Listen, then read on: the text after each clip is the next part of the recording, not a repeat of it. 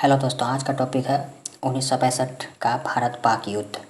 अगर आप हमारे यूट्यूब चैनल को सब्सक्राइब नहीं किए तो प्लीज़ सब्सक्राइब कर दें। 1965 का भारत पाक युद्ध उन मुठभेड़ों का नाम है जो दोनों देशों के बीच अप्रैल 1965 से सितंबर 1965 के बीच हुई थी। इसे कश्मीर के दूसरे युद्ध के नाम से भी जाना जाता है। भारत और पाकिस्तान के बीच जम्मू और कश्मीर राज्य पर अधिकार के लिए बंटवारे के समय से ही विवाद चल रहा था। 1947 में भारत पाकिस्तान के बीच प्रथम युद्ध भी कश्मीर के लिए ही हुआ था। इस लड़ाई का शुरुआत पाकिस्तान ने अपने सैनिकों को घुसपैठियों के रूप में भेजकर इस उम्मीद के साथ की थी कि कश्मीर की जनता भारत के खिलाफ विद्रोह कर देगी। इस अभियान का नाम पाकिस्तान ने युद्ध अभियान जिब्राल्टर रखा था। 5 महीने तक चलने वाले इस युद्ध में दोनों पक्षों के हजारों लोग मारे गए। इस युद्ध का अंत संयुक्त राष्ट्र के द्वारा युद्ध विराम की घोषणा के साथ हुआ और ताशकंद में दोनों पक्षों के बीच समझौता हुआ। उस समय भारत के प्रधानमंत्री श्री लाल बहादुर शास्त्री थे। इस लड़ाई का अधिकांश हिस्सा दोनों पक्षों के थल सेना ने लड़ा। कारगिल युद्ध के पहले कश्मीर के विषय में कभी इतना बड़ा सैनिक जमावड़ा नहीं हुआ था। युद्ध में पैदल और बख्तरबंद टुकड़ियों ने वायुसेना की मदद से अनेक अभियानों में हिस्सा लिया। दोनों पक्षों के बीच हुए अनेक युद्धों की तरह इस युद्ध की अनेक जानकारियों दोनों पक्षों में सार्वजनिक नहीं की गई। इस युद्ध के तनाव का कारण यह था कि भारत और पाकिस्तान के 1947 में हुए बंटवारे के समय से ही भारत और पाकिस्तान के बीच कई मुद्दों पर तनातनी चल रही थी। हालांकि जम्मू और कश्मीर का मुद्दा इनमें सबसे बड़ा था, पर अन्य सीमा विवाद भी थे। इनमें सबसे प्रमुख कच्छ का रण, जो कि एक बंजर इलाका है, इसके बंटवारे पर था। 20 मार्च 1965 में पाकिस्तान के द्वारा जानबूझकर कच्छ के रण में झड़पें शुरू कर दी गई। शुरू में इनमें केवल सीमा सुरक्षा बल ही शामिल थे, पर बाद में दोनों सेनाओं की सेना भी युद्ध में शामिल हो गई। 1 जून 1965 में ब्रिटिश प्रधानमंत्री हैरोल्ड विल्सन ने दोनों पक्षों के बीच लड़ाई रुकवाकर इस विवाद को हल करने के लिए एक निष्पक्ष मध्यस्थ न्यायालय की स्थापना कर दी। इस न्यायालय ने 900 वर्ग किलोमीटर जगह पाकिस्तान को दे दी। हालांकि पाकिस्तान का दावा 3500 वर्ग किलोमीटर पर था। कच्छ के रण में मिली सफलता से उत्साहित पाकिस्तान के राजनेताओं, खासकर तत्कालीन विदेश मंत्री जुल्फिकार अली भुट्टो ने राष्ट्रपति और सेना अध्यक्ष जनरल अयूब खां पर दबाव डाला कि वे कश्मीर पर हमले का आदेश दें। भारत उस समय चीन से युद्ध कर चुका था और उनका मानना था कि भारत इस समय युद्ध करने की स्थिति में नहीं है। इसके अलावा भुट्टो और उसके विचार से सहमत अन्य जनरलों का यह भी मानना था कि कश्मीर की जनता भारत से आज़ाद होकर पाकिस्तान से विलय की इच्छुक है और सैनिकों को घुसपैठियों के वेश में भेजने पर उनके समर्थन में विद्रोह कर देगी। आखिर जनरल अयूब खां दबाव में आ गए और उन्होंने गुप्त सैनिक अभियान ऑपरेशन जिब्राल्टर का आदेश दे दिया। इस अभियान का मुख्य उद्देश्य कश्मीर की जनता में विद्रोह भड़काना और भारतीय संचार तंत्र एवं परिवहन व्यवस्था को नुकसान पहुंचाना था। पाकिस्तान के घुसपैठियों को जल्द ही पहचान लिया गया और विद्रोह करने के बजाय जनता ने उसकी सूचना भारतीय सैनिकों को दे दी और यह अभियान पूर्णतः विफल हो गया। अब आते हैं 1965 के युद्ध पर। 4 अगस्त 1965 को 26,000 से 30,000 के बीच पाकिस्तानी सैनिकों ने कश्मीर की स्थानीय आबादी की वेशभूषा में नियंत्रण रेखा को पार कर भारतीय कश्मीर में प्रवेश कर लिया। भारतीय सेना ने स्थानीय लोगों से इसकी सूचना पाकर 15 अगस्त को नियंत्रण रेखा को पार किया। शुरुआत में भारतीय सेना को अच्छी सफलता मिली। उसने तोपखाने की मदद से 3 महत्वपूर्ण पहाड़ी ठिकानों पर कब्जा जमा लिया। पाकिस्तान ने टिठवाल, उड़ी और पूंछ क्षेत्रों में महत्वपूर्ण बढ़त कर ली, पर 18 अगस्त को पाकिस्तानी अभियान की ताकत में काफ़ी कमी आ गई। भारतीय अतिरिक्त टुकड़ियां लाने में सफल हो गए और भारत ने पाकिस्तान के कब्जे वाले कश्मीर में 8 किलोमीटर अंदर घुसकर हाजी पीर पर कब्जा कर लिया। इस कब्जे में पाकिस्तान सख्ते में आ गया। अभियान जिब्राल्टर के घुसपैठिए सैनिकों का रास्ता भारतीयों के कब्जे में आ गया था और अभियान विफल हो गया। यही नहीं, पाकिस्तान की कमान को लगने लगा कि पाकिस्तान के कश्मीर का महत्वपूर्ण शहर मुजफ्फराबाद अब भारतीयों के कब्जे में आने ही वाला है। मुजफ्फराबाद पर दबाव कम करने के लिए पाकिस्तान ने एक नया अभियान ऑपरेशन ग्रैंड स्लैम शुरू किया। 1 सितंबर 1965 को पाकिस्तान ने ग्रैंड स्लैम नामक एक अभियान के तहत सामरिक दृष्टि से महत्वपूर्ण शहर अखनूर और जम्मू कश्मीर पर कब्जे के लिए आक्रमण कर दिया। इसी अभियान का उद्देश्य कश्मीर घाटी का शेष भारत से संपर्क तोड़ना था, ताकि उसकी रसद और संचार व्यवस्था भंग कर दी जाए। पाकिस्तान के इस आक्रमण के लिए भारत तैयार नहीं था और पाकिस्तान को भारी संख्या में सैनिकों और बेहतर किस्म के टैंकों का लाभ मिल रहा था। शुरुआत में भारत को भारी क्षति उठानी पड़ी। इस पर भारतीय सेना ने हवाई हमले का उपयोग किया। इसके जवाब में पाकिस्तान ने पंजाब और श्रीनगर के हवाई ठिकानों पर हमला कर दिया। युद्ध के इस चरण में पाकिस्तान अत्यधिक बेहतर स्थिति में था और इस अप्रत्याशित हमले से भारतीय खेमे में घबराहट फैल गई थी। अखनूर के पाकिस्तानी सेना के हाथ में जाने से भारत के लिए कश्मीर घाटी में हार का खतरा पैदा हो सकता था। ग्रैंड स्लैम के विफल होने की दो वजह थी। सबसे पहली और बड़ी वजह यह थी कि पाकिस्तान की सैनिक कमान ने जीत के मुहाने में अपने सैनिक कमांडर को बदल दिया। ऐसे में पाकिस्तानी सेना को आगे बढ़ने में एक दिन की देरी हो गई और उन 24 घंटे में भारत को अखनूर की रक्षा के लिए अतिरिक्त सैनिक और सामान लाने का मौका मिल गया। खुद भारतीय सेना के स्थानीय कमांडर भौचक्के थे कि पाकिस्तान इतनी आसान जीत क्यों छोड़ रहा है। एक दिन की देरी के बावजूद भारत के पश्चिमी कमान के सेना प्रमुख यह जानते थे कि पाकिस्तान बहुत बेहतर स्थिति में है और उसको रोकने के लिए उन्होंने यह प्रस्ताव तत्कालीन सेना अध्यक्ष जनरल चौधरी को दिया कि पंजाब सीमा में एक नया मोर्चा खोलकर लाहौर पर हमला कर दिया जाए। जनरल चौधरी इस बात से सहमत नहीं थे, लेकिन तत्कालीन प्रधानमंत्री लाल बहादुर शास्त्री ने उनकी बात अनसुनी कर इस हमले का आदेश दे दिया। भारत ने 6 सितंबर को अंतर्राष्ट्रीय सीमा रेखा को पार कर पश्चिमी मोर्चे पर हमला कर युद्ध की आधिकारिक शुरुआत कर दी। सितंबर को भारत की 15वीं पैदल सैन्य इकाई ने द्वितीय विश्व युद्ध के अनुभवी मेजर जनरल प्रसाद के नेतृत्व में इच्छोगिल नहर के पश्चिमी किनारे में पाकिस्तान के बड़े हमले का सामना किया।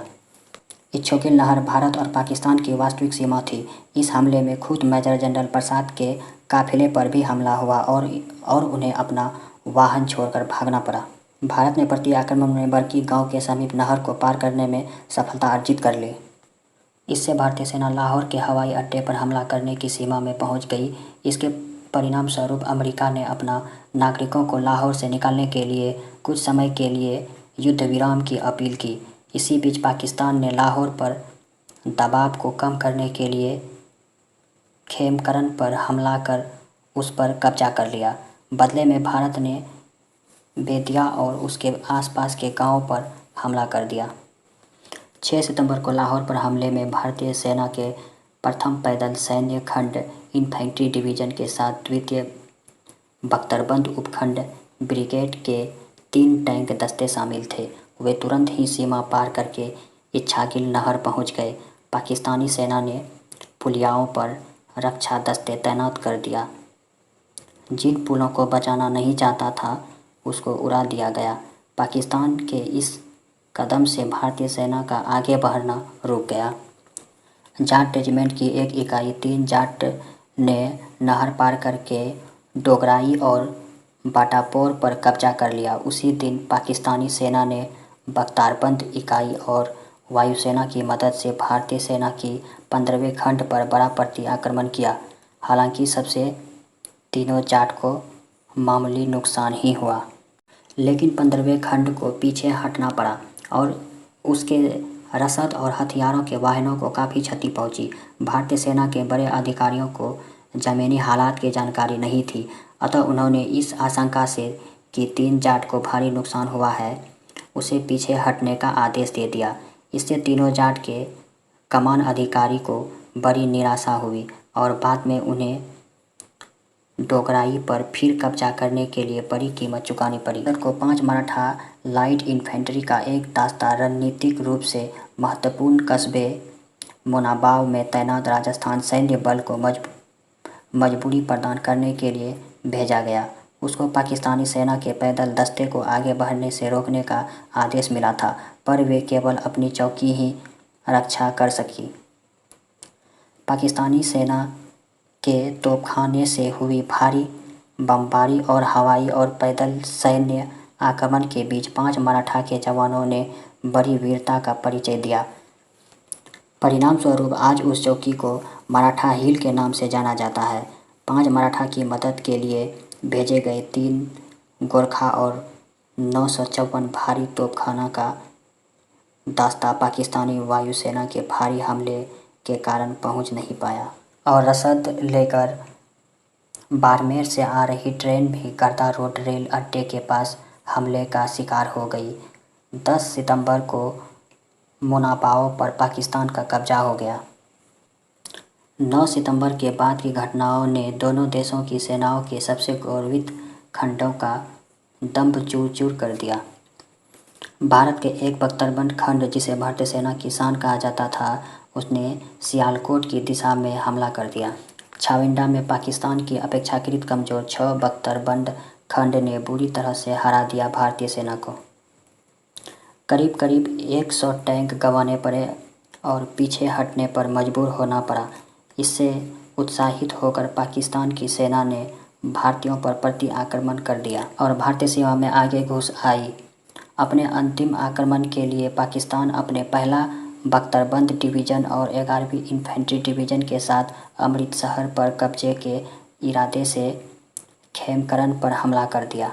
उनके अनुसार अमृतसर के बाद जालंधर और फिर राष्ट्रपति अयूब खां की तरफ से आए बयान के अनुसार दिल्ली अगला लक्ष्य होता। पाकिस्तान सेना खेमकरन से आगे बढ़ती ही कि असल उत्तर गांव के पास भारत का 4था mount division, 7 mount brigade, 62 mount brigade, Sherman tank से सुसज्जित डेक्कन हॉर्स अपने अन्य डिवीज़न के साथ युद्ध के लिए खड़ा था और यहाँ इन दोनों के बीच दूसरे विश्व युद्ध के बाद सबसे बड़ी टैंक की लड़ाई लड़ी गई, जिसमें पाकिस्तान की ज़बरदस्त हार हुई। उसने अपने 97 टैंक खो दिए, जिसमें 72 पैटर्न टैंक शामिल थे। इसके अलावा 32 टैंक चलती हालत में कब्जा कर लिया गया। जहां इससे पहले आगे चल रही पाकिस्तानी सेना असल उत्तर के युद्ध में हारने से भारत के पक्ष में युद्ध का संतुलन झुक गया। इसके बाद यह जगह अमेरिका में बने पैटर्न नामक के पाकिस्तानी टैंकों के ऊपर पैटर्न नगर के नाम से जाना जाने लगा। इसी लड़ाई के बाद पाकिस्तान की पहली बख्तरबंद डिवीज़न को वापस सियालकोट भेज दिया गया, जहां फिर उसने युद्ध में आगे भाग नहीं लिया।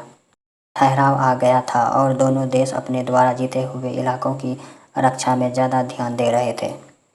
इस लड़ाई में भारतीय सेना के 3000 और पाकिस्तान सेना के 3800 जवान शहीद हो चुके थे। भारत ने युद्ध में 710 वर्ग किलोमीटर इलाके में और पाकिस्तान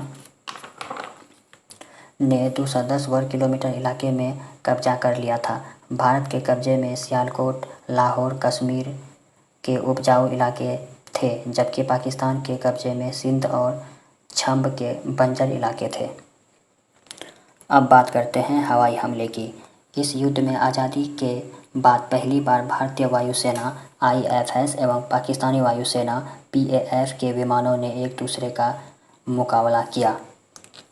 इससे पहले इन दोनों वायुसेनाओं ने 1940 के दशक में प्रथम कश्मीर युद्ध में हिस्सा लिया था, जिसमें कि 1965 युद्ध की तुलना में उनका योगदान बहुत कम और केवल परिवहन तक ही सीमित था। भारतीय वायुसेना के पास बड़ी संख्या में हॉकर हंटर, भारत में निर्मित फॉलैंड मैट, द हेविलैंड वैम्पायर, कैनबरा, वर्मवर्सक और MiG-21 की एक स्क्वाड्रन थी। पाकिस्तानी वायुसेना के पास फाइटर प्लेन थे 102 F-86 एफ सेबर और 12 F-104 स्टार फाइटर और 24 B-57 कैनबरा वर्मवर्सक। संघर्ष के दौरान भारत और पाकिस्तान वायुसेनाओं का अनुपात 5:1 था। हालांकि युद्ध में दोनों वायुसेनाएं समान थीं, क्योंकि चीन के युद्ध में प्रवेश करने की संभावना से बचने के लिए अधिकतर भारतीय वायुसेना पूर्व की ओर तैनात थे। पाकिस्तानी विमान ज़्यादातर अमेरिकी थे, जबकि भारत के पास सोवियत और यूरोपियन विमानों का मिला जुला बेड़ा था। ऐसा बहुत प्रसारित था कि पाकिस्तान के अमेरिकी विमान भारत के विमानों से बेहतर है, लेकिन कुछ विशेषज्ञों के अनुसार यह सही नहीं था, क्योंकि भारतीय वायुसेना के MiG-21 हॉकर हंटर और फॉलैंड नेट फाइटर की परफॉर्मेंस उनके प्रतिद्वंदी पाकिस्तान के F-86 सेबर से बेहतर थी। युद्ध में पाकिस्तान के नंबर 19 स्क्वाड्रन का नेतृत्व करने वाले एयर कमांडर सेवानिवृत्त सज्जाद हैदर के अनुसार, हालांकि भारतीय वायुसेना के वैम्पायर फाइटर विमान F-86 सैबर के मुकाबले पुराने और कमज़ोर थे, लेकिन हंटर विमान शक्ति एवं गति दोनों में ही बेहतर थे। पाकिस्तान वायुसेना के केवल एक स्क्वाड्रन को खोने के दावों को भारतीय सूत्रों ने नकारते हुए बताया है कि पाकिस्तान ने शुरुआती युद्ध के 10 दिनों के भीतर ही इंडोनेशिया, इराक, ईरान, तुर्की और चीन से अतिरिक्त विमान हासिल करने की मांग की थी। स्वतंत्र सूत्रों के अनुसार PAF ने कुछ 20 विमान खो दिए थे, जबकि भारतीय ने 60 से 75 विमान खो दिए थे। पाकिस्तान ने युद्ध की समाप्ति तक अपनी 17% अग्रिम पंक्ति की ताकत खो दी, जबकि भारत का नुकसान 10% से भी कम था। इसके अलावा यह अनुमान लगाया गया है कि यदि संघर्ष 3 सप्ताह तक और चलती तो पाकिस्तान नुकसान में 33% की और बढ़ोतरी होती और भारत का नुकसान 15% होता। इसी के साथ 1965 का युद्ध समाप्त होता है। पूरा वीडियो देखने के लिए आपको धन्यवाद।